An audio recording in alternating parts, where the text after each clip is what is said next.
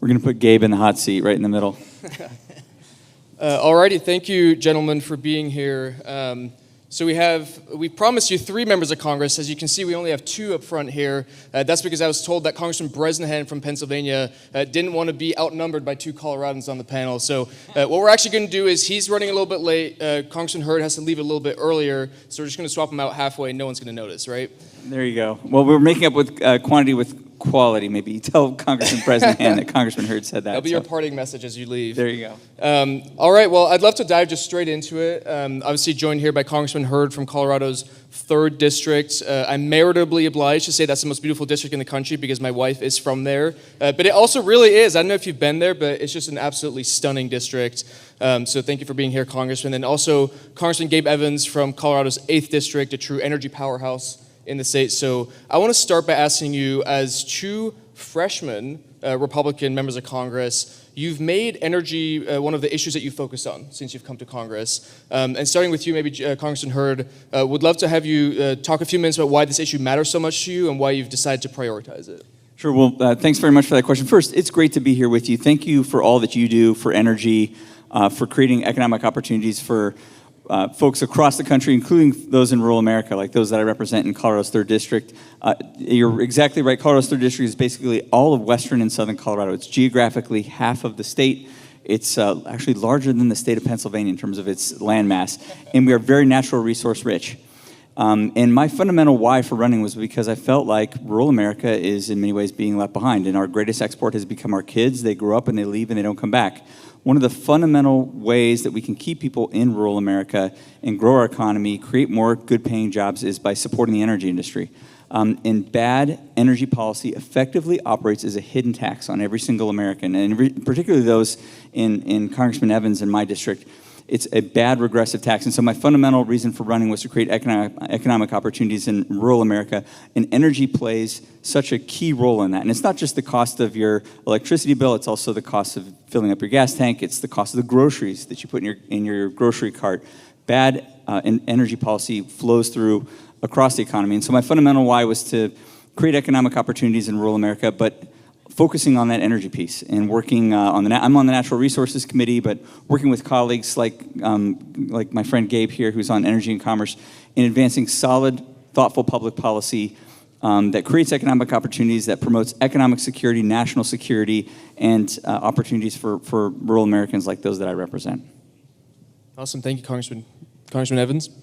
Yeah, well, first and foremost, thank you all so much for coming out here today to be a part of this conversation. Gabe Evans, I represent Colorado's 8th Congressional District, and I wanted to congratulate my colleague here because we have 2 Jeffs from Colorado. Jeff Hurd, who is with me today, we're going to call him the greater Jeff, because we always got to come up with distinctions. But in previous introductions, he's introduced himself as the congressman with all of the mountains in Colorado. And of course, I got a lot of grief for that. Yeah, of course, that sparked some contention. But however you want to cut it, I have unfortunately no mountains in my district. I represent the northeast suburbs of the Denver metro area, and then north and east from there into the oil, gas, and agriculture parts of the state. My district produces over 83% of the oil and 56% of the natural gas in the state of Colorado. But we also have the largest wind generator manufacturing facility in the country. We have some of the largest dual usage solar projects, so solar and then also agriculture, because the rows are spaced out far enough to where you can get forage crops or grazing in between the panels. And we have a lot of the new and emerging technologies as well around things like battery storage and geothermal. And so for me in my area, that energy ties directly to, as Jeff was saying, that ties directly to cost of living. That's the jobs, that's the American dream, that's the workforce that's going out, that's being able to generate energy, being able to put that energy on the grid, either in the form of electricity or being able to put it into the pipelines in terms of natural gas coming into people's homes to heat and to cook. And when we have more energy, then everything becomes more affordable. And so really being able to impact positively the cost of living crisis that so many people said is important to them by making sure that we are having more energy, more all of the above energy, Because when energy is cheaper, in my area, I got the 8th highest ag producing county in the nation. It's easier for the farmer to be able to fuel up the tractor and be able to go out and do the work in the field. It's easier to be able to get the food out of the field to the facilities, to ultimately be able to process it, package it, deliver it to the consumer. More affordable energy makes everything else more affordable, and my district does a ton of that. And so being able to advocate for energy, that's how we solve the cost of living crisis, and a huge component. Awesome. Thank you, Congressman. I'm very excited that we're now joined by our non-Colorado DEI panelists. Congressman Bresnahan, just to quickly recap here, would love to have you talk a little bit about your experience as a freshman coming in and making energy one of the issues that you're focusing on. Obviously, you come from Pennsylvania, a critical producer, especially of natural gas, but also things like nuclear. Would love to have you talk a little bit about why you've prioritized this issue and what it means to you. Well, I appreciate everyone having me and excusing my slight tardiness. We had a very intimate small business committee hearing on minor league baseball, and with the congressional baseball game coming up, we really had some important issues to solve. But thank you again for having me. But yeah, I represent northeastern Pennsylvania, and I walked in right when Jeff said that his district is larger than the entire Commonwealth of Pennsylvania. But it is. We have seen natural gas exploration multiply exponentially. Just yesterday, Amazon made a $20 billion investment in the 9th Congressional District, just slightly northwest of where my border actually lies. But the reason is we have nuclear power and the availability of natural gas. Something that we're contending with is the Delaware River Basin Authority, which is preventing us from hydraulically fracturing potentially up to $1 billion of natural gas. Now, I think there's a way that we can all coexist. My birthday is Earth Day, but I think there's a way that we can actually tap into the resources that are right below our feet, because we are seeing an explosion of AI data centers. We have 9 slated in Pennsylvania's 8th Congressional District right now, but the common theme is electricity and the availability of electricity. We need to be able to generate power, we need to be able to transmit power, and then ultimately distribute power. When you think about our power distribution systems, the majority of them were built in the 1950s under FDR's New Deal with 50 years of usable life. Our largest utility, PP&L, spent the last 100 years creating their distribution and transmission systems to generate and carry 7 gigawatts of power. Right now, there's a demand for an 11 gigawatt addition to what we already have. So we need to be intuitive on ways that we can actually generate electricity, because it is going to be the next big coming in our area. If you think about the history of northeastern Pennsylvania, we were the anthracite coal mining region capital of the world. We powered the Industrial Revolution. But really that came to a halt in 1959, January 22nd, really, when we mined too close to the Susquehanna River, which ultimately collapsed the river, flooded out all the mines, and then mining reform took place, and northeastern Pennsylvania has been really starving for the next big economic opportunity. We've seen it progress through the garment industry and then into the trucking, logistics, distribution because of our proximity. Within 1 day's CDL drive, you can reach 60% of the United States population. But the common theme is electricity, affordability of energy, because just like Gabe Evans had just said, it's the biggest derivative of ultimately the inflation behind the cost of every single item we utilize every single day. So I'm excited to see with the right leadership, something both Republicans and Democrats actually agree on wholeheartedly is permitting reform, because we have to be able to get shovels in the ground to be able to, whether it's reinvesting into infrastructure or ultimately producing the energy or the natural resources that ultimately power the United States.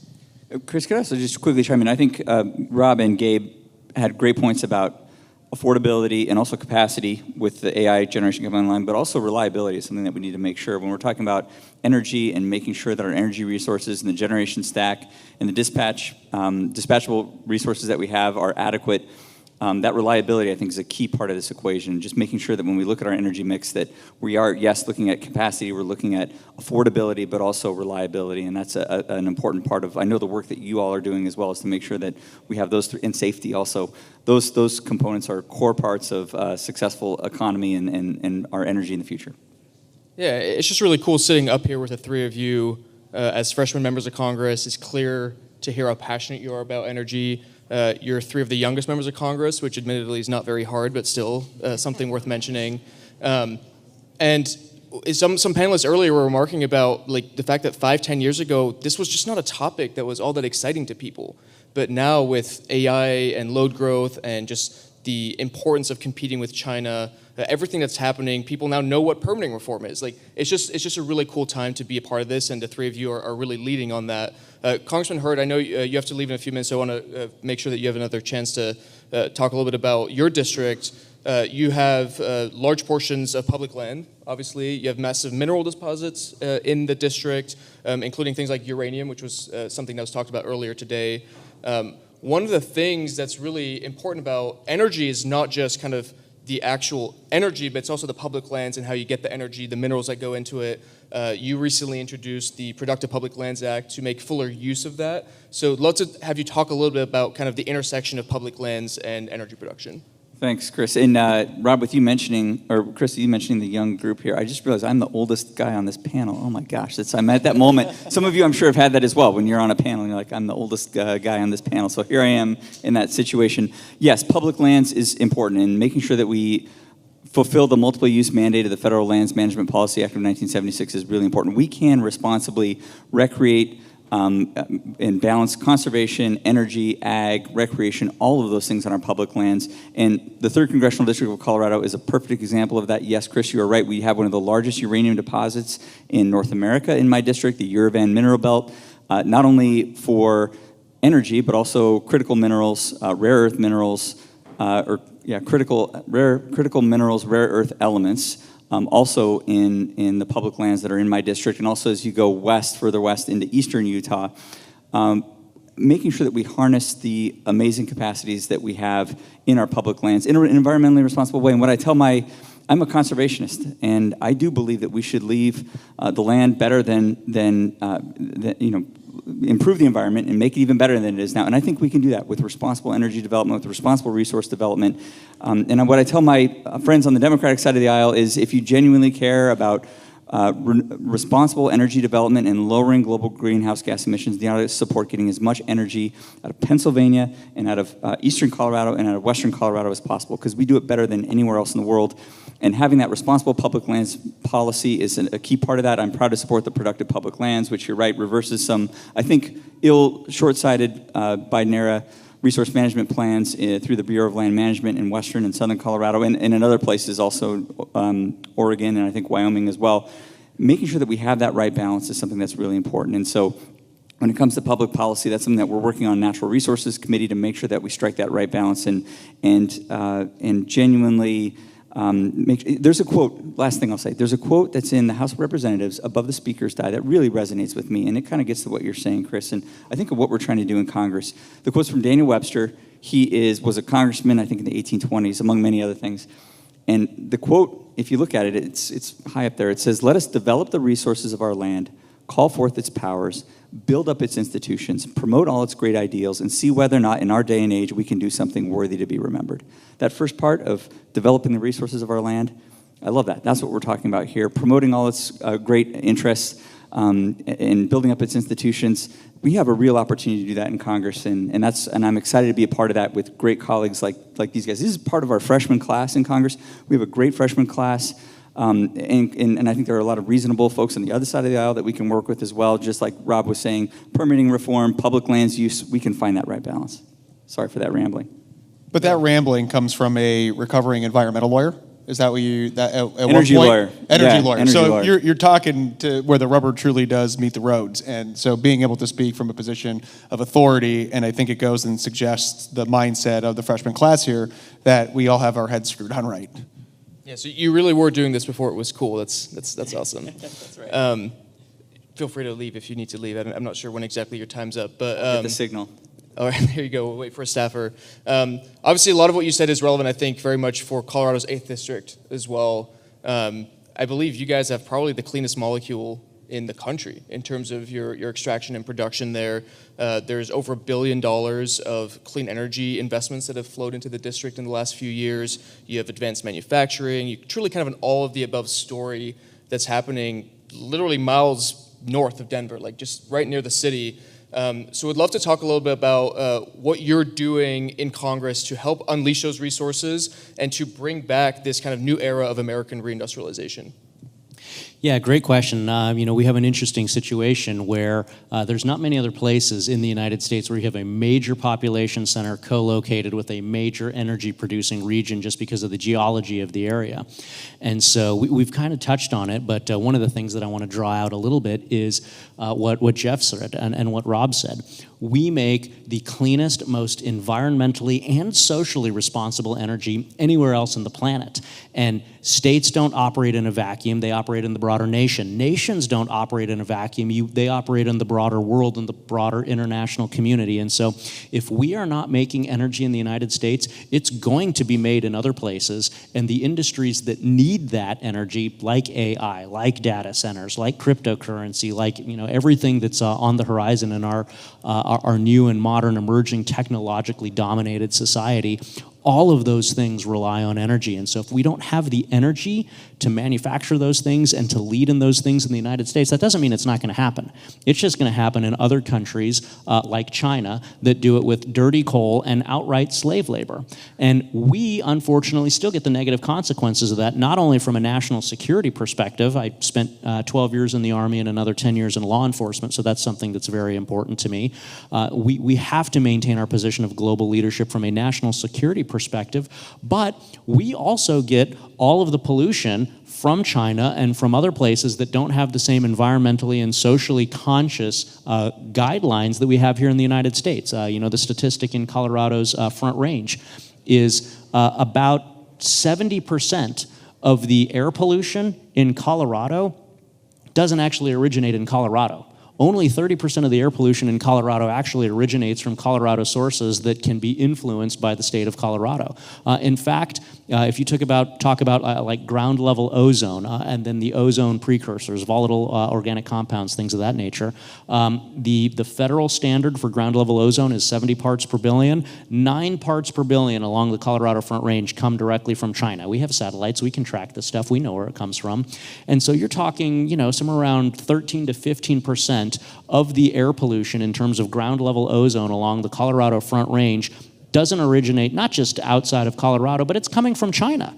And so if we don't have the regulatory reform to be able to produce more energy, all of the above energy, as long as it's safe, affordable, and reliable, not only do we get hit with the higher cost of everyday goods because everything depends on energy, but we also have energy that's being manufactured in an environmentally and a socially less responsible or outright irresponsible way in other parts of the country, in other parts of the world, and we still get the negative consequences of that in terms of things like Front Range in Colorado, Front Range air pollution. And so really for all of those above regions, making sure that in Congress, we're able to carry that story, tell that story, carry that message. That's how, part of the pathway forward for being able to not only advocate for this stuff, but be able to advocate for it in a bipartisan manner. Because you can hear that in the language that I use here. When I talk about environmentally and socially responsible energy, nowhere else in the world do we have the same sort of guardrails around all of those things that we have in the United States, in my district.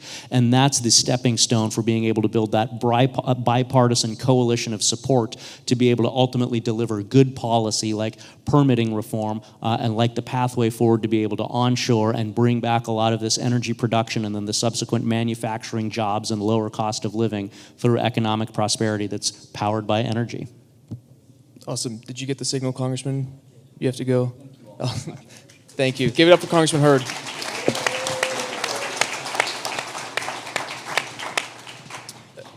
One of the things that all three of you mentioned, which I actually think is really important, is bipartisanship. I think it can be easy in election cycles or generally speaking to kind of go rah, rah, rah, this, our side this, their side that. But the reality is that the way Congress is set up is you need to be able to get stuff done. Like right now, we're in a reconciliation kind of conversation. That can be a partisan thing. But the bigger picture things that are going to set America up for this kind of energy renaissance and all the things that we're talking about at this conference will require a significant degree of bipartisanship, getting to 60 votes in the Senate for things like permitting reform. Obviously, Congressman, you sit on the Problem Solvers Caucus. I think you're the Republican lead on that caucus. Congressman Bresnahan, you've also talked a lot about these issues. And one thing I want to get your thoughts specifically on with regards to Pennsylvania is there's a big dimension when it comes to energy is not just kind of the energy that's produced, but also the workers that are producing the energy, right? One of the big problems that we have in this country right now is that last year, China had 3.3 million graduates from STEM programs. We had 3 million graduates altogether. Like, we're falling behind, and it's not just the literal pipelines, it's also the pipeline of talent. I would love for you to talk a little bit about kind of the importance of the American worker when it comes to these energy conversations. Well, I'm glad. Well, when I was thinking in my head, if that was going to be the question, I wanted to be ready for it, and my answer was going to be exactly that. We need to prepare for the 22nd generation workforce. And a little bit about me in my last life, I think it was 159 days ago now, but who's counting? I was a heavy highway electrical contractor. We did traffic signals, intelligent transportation systems, decorative streetscape revitalization, as well as power distribution, recovery work after natural disasters. And I had the opportunity to serve on a joint apprenticeship training committee for a local IBW, as well as being a health, wellness, and annuity trustee. And when you're thinking about the next generation of workforce, we need to be making investments now. Something that I'm super passionate about that actually got me into politics was back in 2017, I did a legislative fly-in with the National Electrical Contractors Association, and that's back when 529s were the hot topic of conversation. And we've done some work on 529 college savings plans, but I don't think we went as far as we should have or could have. And we need to be able to generate the next generation workforce. Perhaps if that means going into an apprenticeship program or even the welding side, the carpenters, the mechanical side of things, that is going to be the next limiting agent. Outside of electricity, you are going to need people to build those transmission distribution systems. But sometimes the barrier to enter some of these programs is expensive. I mean, it's $4,000 to $5,000 right now to be able to go get a Class A CDL. Whether you're becoming a welder, there is out-of-pocket expenses for FR clothing or the actual tools and material and the enrollment into those programs. Welding is key, vital to the ongoing construction of pipelines and every different power generation facility or natural gas termination plant that there actually is. So something that I've been passionate about is expanding what 529s are eligible for and making sure that we have the correct investment, whether they are STEM programs or they are apprenticeship programs, that people have the opportunity to earn while they learn. They graduate with virtually $0 of debt. They have a family-sustaining career on day one. And at the same time, you are investing in the future of the United States. There's no question about it. That reduces the likeliness that if you somehow happen to lose a job or if you're laid off, you can have another job on the next day. No questions asked. And I do sit on the Problem Solvers Caucus, and working with some of my Democrat colleagues was specifically targeted on expanding what 529s can be used for, almost having it mirror the GI Bill per se, so we can continue to create what we actually need, so all of these different projects that we're talking about that can come into fruition. Because you can always go and buy a new piece of technology and try to expedite productivity or enhance your actual linear footage of production, but at the end of the day, you still need people to operate these systems. And I look at my linemen, and they're earning what they were making on top of having a retirement and health insurance for their families, and just what they're making. I mean, we have to change the stigma. And listen, I was blessed. I went to the University of Scranton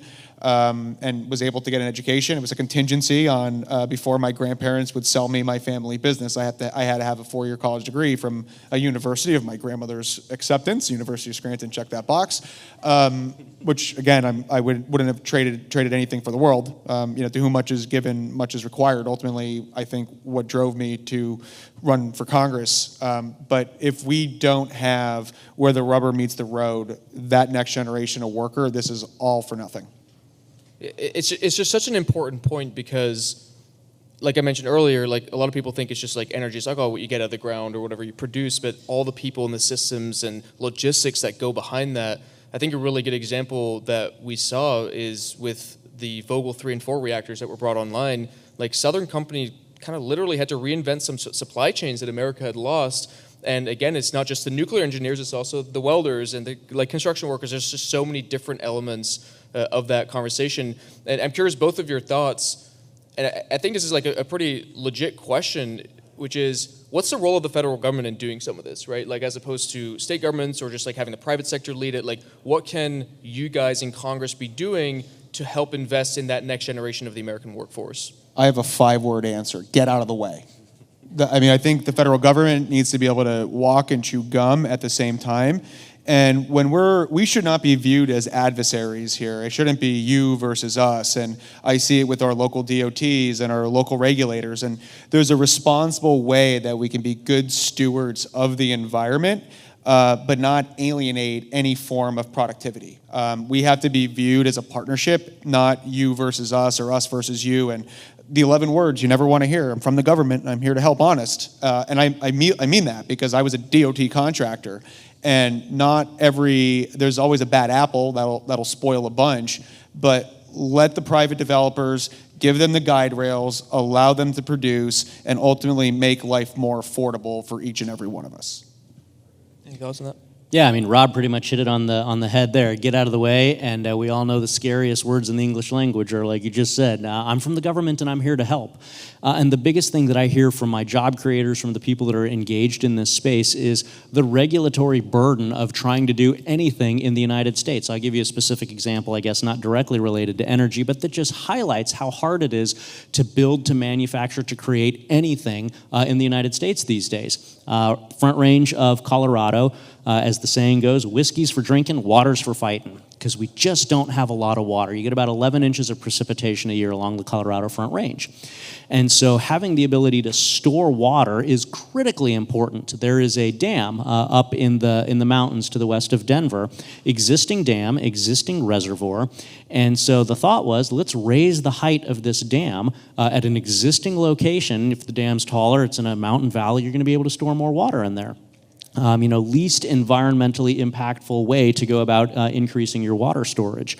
And unfortunately, this project has been in litigation for the last 2 decades. Not 2 years, we're talking 20 years that they've been trying to raise the height of this dam, to the point where, all of the permits, all of the lawsuits, all of the tort had occurred, or so people thought.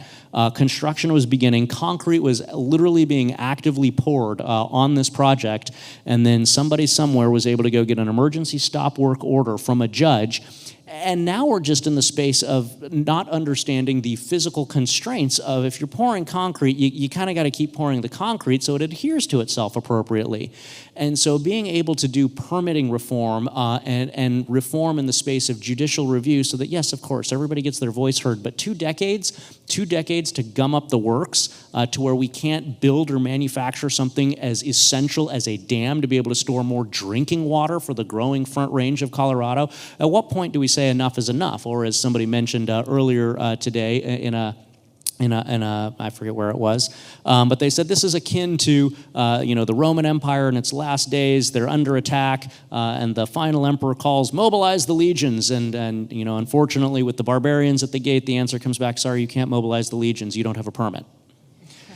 So that's what we got to do. We've got to get out of the way. We've got to let economy flourish. We've got to let the free market do its thing. And we have, as Congress, we have to do work in that permitting, in that regulatory space, so that we don't have situations where, for something as simple as drinking water, it's 2 decades of litigation to try to get that done.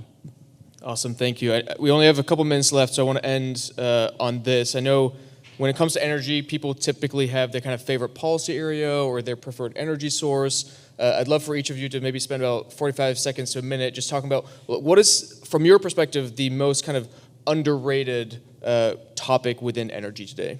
I'll start with you, Congressman Bresnahan. I'll be slightly biased because of the natural gas that is found within inside of northeastern Pennsylvania. It is readily available. It burns exceptionally clean. It is very cheap and efficient to actually extract. It's a super efficient way for coal facilities that perhaps may have been repurposed to be converted and be brought up online in the shortest amount of time possible. So I'm gonna stick to my district here and lie loyal. As a true congressman should. My district, truly all of the above. So if I say a particular energy source, then I'm in trouble. But what I will talk about, I think, is this was something that, I've been talking and doing work in this space for a while, but somebody mentioned it the other day, and you've heard it in my earlier comments. We usually talk about the environmental responsibility of energy production in the United States, but there's another component to that, again, with me being co-located with the major metro area, and that is the socially responsible component of it. We do more work making sure that energy is socially responsible, from finding ways to reduce noise pollution to finding appropriate offsets from houses or other structures. We do more work around socially responsible energy in my district and in the United States, and being able to really tell that story, to me, is something that I'm passionate about. Wow, just as we hit 3, 2, 1. That's awesome. All right, well, give it up for our 2 members of Congress on the panel, as well as Jeff Hurd.